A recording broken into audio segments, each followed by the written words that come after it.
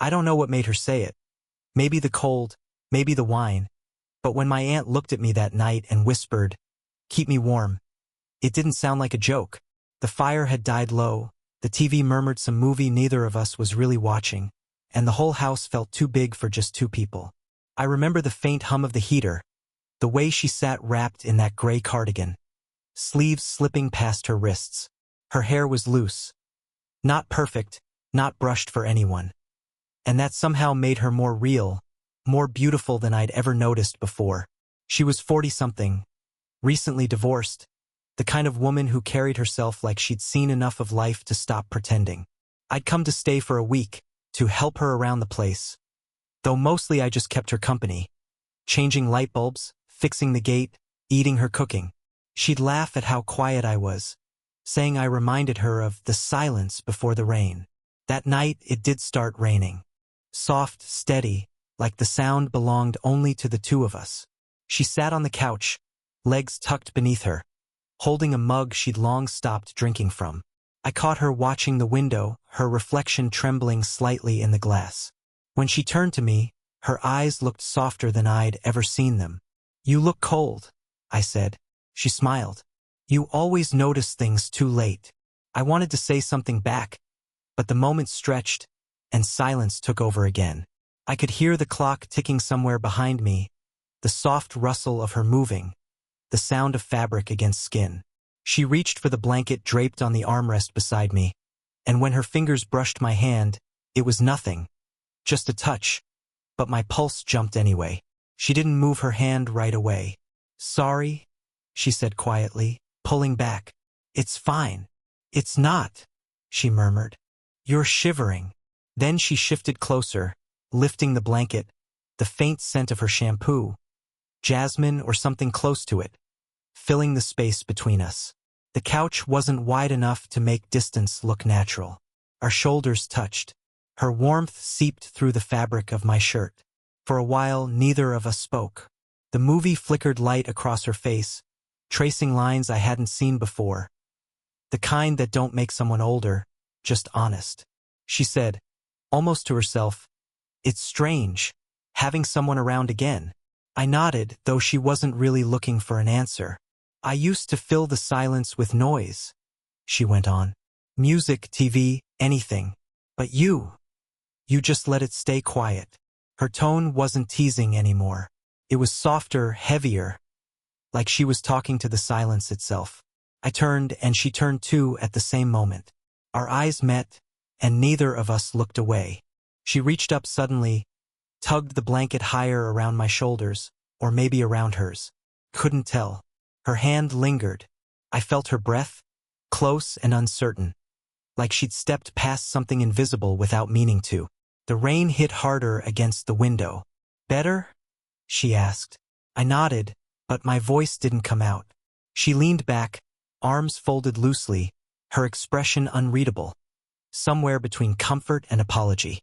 Then, almost under her breath, she said, "You shouldn't look at me like that." Before I could answer, a phone buzzed on the coffee table. Her ex-husband's name flashed across the screen. She froze, and for a moment so did I. The call went unanswered, the silence even louder than before. And in that silence, something between us quietly changed. The next morning felt too normal, like the night before hadn't happened. She made coffee, humming under her breath, hair tied up this time. I sat at the counter pretending to scroll through my phone, pretending not to notice the soft line of tiredness beneath her eyes. "Sleep okay?" she asked. "Yeah. You?" She gave a small laugh that didn't sound real. "You get used to sleeping alone. Eventually." Something in the way she said it made me look up. There was no bitterness, just a kind of practiced calm, like she'd rehearsed the sentence too many times before it stopped hurting. I wanted to ask about her marriage, but I didn't. Instead, I asked, "You ever think about starting over?" She didn't answer right away, just stirred her coffee, staring into it like the answer might surface. "Starting over," she repeated. "At my age, people don't start over. They manage what's left." I didn't know what to say to that, so I just nodded, though it felt wrong, like agreeing to a truth I didn't believe. Later, I fixed the screen door that kept jamming. She stood nearby, watching, handing me tools I didn't need. Every so often, our fingers brushed. Accidental, unplanned, but never entirely innocent. She'd pull back a second too late. "You're good with your hands," she said, teasing, but her voice faltered halfway through. I looked up. "You're watching too closely." "Am I?" she asked. Neither of us smiled. The quiet stretched between us again. The same silence as last night, just wearing daylight now. She turned away first, crossing her arms. "You remind me of someone I used to know," she said softly. "Who?" "Myself," she said, and it almost sounded like she regretted saying it. The afternoon dragged on with little things. Her showing me an old photo album, me pretending not to notice how young she looked beside her ex-husband. There was laughter, but it felt thin, like paper trying to hold water. By sunset, the air had cooled. She was on the porch, sitting with a blanket over her lap, and I joined her without asking. The sky was washed in orange and gray. You could hear the neighbor's dog barking faintly in the distance. She didn't look at me when she spoke. "People talk, you know, if they saw us sitting like this. People talk about everything," I said. "But they'd be right this time," she murmured. Her honesty hit harder than I expected. I didn't know what right meant to her, wrong age, wrong timing, or just wrong person. Maybe all of it. A breeze passed. The blanket slipped slightly from her lap, and I reached to pull it back up. My hand brushed her knee, warm, firm, real. She didn't move. Not this time. For a moment, neither of us breathed. She finally whispered, "You shouldn't make it this easy to forget the rules." "I don't know the rules," I said. She turned to me, eyes steady, searching. And for the first time, she didn't look away. The porch light flickered above us, then went out. Neither of us reached to fix it. The next evening, the house felt smaller. Every sound carried, the ticking clock, the drip in the kitchen, even her footsteps upstairs. I was on the couch again, trying to focus on my laptop. She came down in a loose sweater and jeans, her hair still damp from a shower. She paused at the foot of the stairs like she'd forgotten why she came down. "Power's out in the bathroom outlet," she said. "Mind checking it?" I followed her up. The bathroom smelled like steam and soap. Her perfume lingered faintly in the air. I crouched near the socket, trying to act normal, but I could feel her behind me, close enough that her breath touched the back of my neck. When I turned, she was leaning against the doorframe, arms folded, watching me. "Do you always help people this much?" she asked. "Only you," I said, and instantly wished I hadn't. Her gaze shifted. "You shouldn't say things like that. Then stop asking questions that make me want to." The silence that followed was heavier than the air between us. I looked down at the broken outlet, wires exposed, but all I could think about was the reflection of her in the mirror. The way her eyes softened, the way she caught herself before looking too long. A soft knock came from downstairs. Both of us froze. She exhaled, whispering, "That's Claire, my neighbor. Should I stay here?" she said quickly, brushing past me. Her hand grazed my arm. Just a second of contact, but enough to make my breath hitch. I heard her voice downstairs, light and casual, the kind you use when you're trying not to sound guilty. Something in her tone, the careful laughter, made the truth sharper. This was wrong, or at least it would look that way to anyone else. When she came back up, her steps were slower. "She just wanted to borrow a pan," she said, closing the door behind her. "She asked if you were staying long." "What did you tell her?"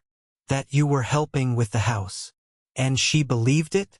Her smile was faint. "I'm not sure I did." She walked past me again, stopped by the window, looking out at the rain starting up for the third night in a row. Her hand rested on the sill. I stood beside her, too close, but not enough to touch. "You ever think about what people would say?" she asked quietly. "All the time," I said. Her shoulders tensed. "Then why don't you move away?" "Because you don't either." The words hung between us. She turned, not quickly, not slowly, and suddenly we were face to face. The room seemed to shrink, the air heavy with things unsaid. Her hand came up, almost instinctively, resting lightly against my chest. I could feel her hesitation in the tremor of her fingers. "I can't," she whispered. "I know." Neither of us stepped back. Outside, thunder rolled low and long, shaking the window. She flinched, and in that flinch her forehead brushed mine, barely, like an accident that lasted too long. We didn't kiss. We didn't move. But the space where we didn't became everything. The rain didn't stop for 2 days. Everything felt waterlogged, the windows, the air, the space between us. By the third night, she'd given up pretending it didn't bother her. She sat by the fireplace again, sweater sleeves pulled over her hands, staring at the flames like they could burn away the restlessness. I came in quietly, carrying the mug she'd forgotten in the kitchen. "Still cold?" I asked. She looked up, half a smile forming. "I'm starting to think the cold isn't the problem." I set the mug down beside her. "What is?" She didn't answer, not at first. Just reached out, her fingers brushing the rim of the cup. Then my hand. "You should stop looking at me like that." "Like what?" "Like you're waiting for something to happen." The fire cracked, spitting tiny sparks. My pulse followed the sound. "Maybe I am," I said. She let out a small breath. Not laughter, not disapproval, just something caught halfway between. Then she leaned back, her gaze breaking from mine. "You're too young to understand what happens after," she murmured. "Then tell me." Her eyes flicked up again, and for a moment, all the hesitation she'd been carrying fell away. "I used to believe love made things better," she said. "Now I know it just rearranges what's broken." The honesty hit harder than I expected. I moved closer, almost without meaning to. She didn't pull away. The warmth of the fire reached only so far. The rest came from her. "You think that's what this is?" I asked. "Another broken thing?" "I think," she said slowly, "it's something I don't have the right to want." Her voice caught. I reached up, gently brushing a loose strand of hair from her face. She didn't move, just watched me, eyes wide, like she wasn't sure whether to stop me or let it happen. Her hand rose, stopping halfway before it found my arm. A small, trembling touch, barely there, but enough to close the distance that words couldn't. "Don't," she whispered, but there was no conviction behind it. "I'm trying not to," I said, my voice lower than I meant it to be. She turned her face slightly, close enough that I could feel the warmth of her breath against my cheek. The firelight shifted, tracing gold across her skin. "I shouldn't want this," she said again, quieter now. "But you do." That broke something in the air between us. Not a word, not a sound, just a truth too big to hide anymore. She closed her eyes for a second, like she was bracing for a storm. Then she whispered, "If you don't leave right now, I won't stop you next time." Neither of us moved. The thunder outside rolled through the walls, low and endless. And in that suspended moment, with her hand still on my arm, her breath close enough to touch, I wasn't sure which of us was about to break first. By morning, the storm had cleared, but the air felt heavier. She moved through the house like someone trying not to wake a sleeping secret. Every sound seemed too loud. The kettle, the floorboards, my footsteps. She poured 2 mugs of coffee without asking. I took mine, grateful for something normal. Then her phone buzzed. One glance at the screen and her shoulders tensed. She set it face down on the counter. I tried to ignore it, but curiosity won. "Everything okay?" "Fine," she said too quickly. "Just work stuff." Her tone was wrong. She walked to the window, sunlight catching the edge of her face. "You remember Claire? The neighbor?" "Yeah. She saw us last night. The porch light went out. I thought it was too dark, but she said she saw enough to wonder." She said the last word like it burned. I didn't answer right away. "What did you tell her?" "That your family." Her voice cracked on the last syllable. Family.